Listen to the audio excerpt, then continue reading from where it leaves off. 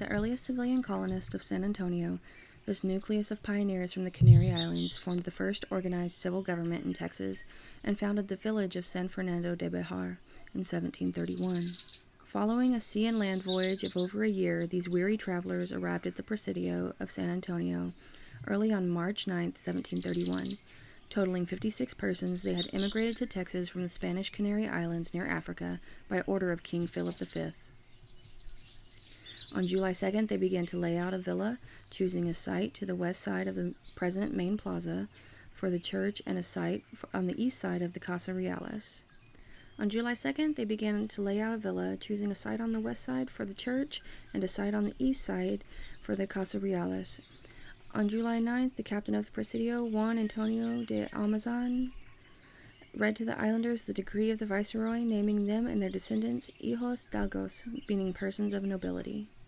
What the plaque doesn't tell you is that the soldiers and settlers already living in the Presidio, some since 1718, had to move aside.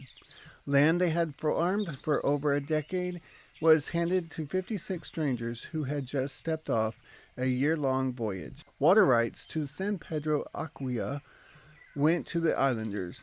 The existing community, mostly mixed race, was now governed by a council drawn from a single group who could each call themselves Don. And the status stuck.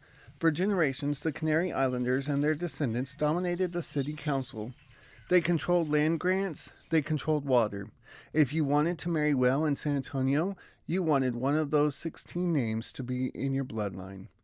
Today, the Canary Islanders Descendants Association still operates in San Antonio, a lineage society that traces its roots back to that March morning in 1731.